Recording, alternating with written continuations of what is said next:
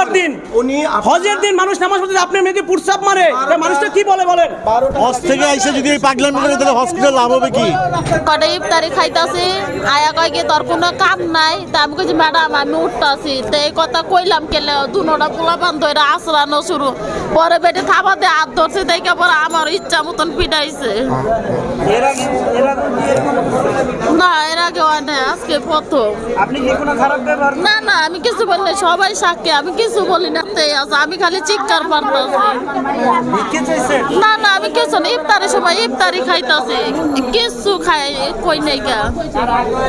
বাচ্চাটা দিলে তুইলা তুইলা আসাদ দিছে,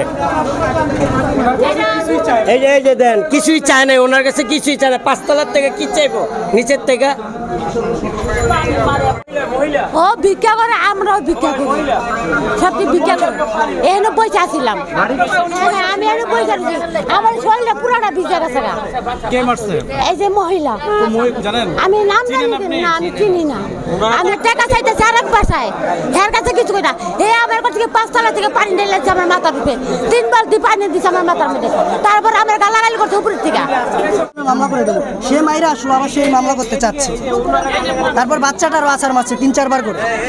এদিক দিয়ে যাওয়া দলে উপরের থেকে পানি হালায় ময়লা হালায় ডাক দিলে আমাকে চোখ রাঙিয়ে কথা কয়, বুঝছেন?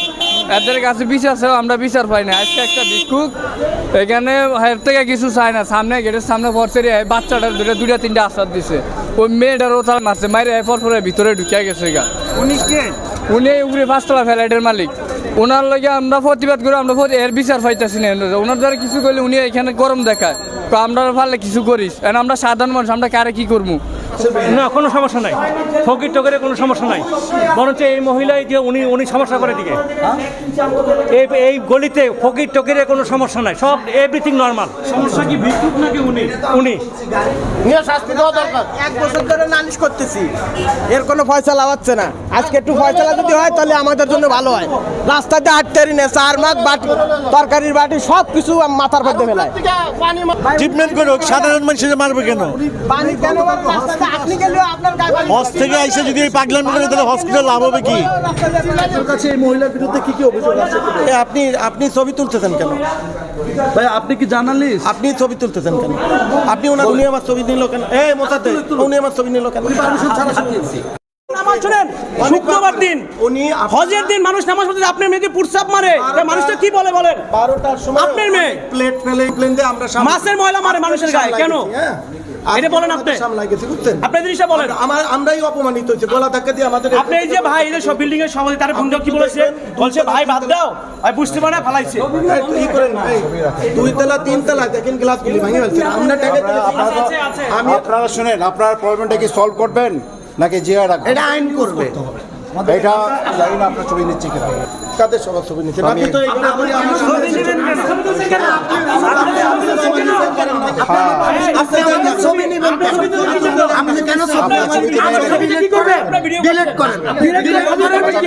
যেহেতু সে একজন মহিলা, সেহেতু সে কারণে আমাদের আইনগতভাবে মহিলা পুলিশ আসলে আমরা তার সাথে যে তারপরে কথা বলবো। তাদের বক্তব্য হচ্ছে যে উনি দীর্ঘদিন ধরে এই ধরনের কার্যক্রম করে আসতেছে, ঠিক আছে? তারপরে আমরা বাকিটা আমরা তদন্ত করে দেখব যে আসলে বিষয়টা কি।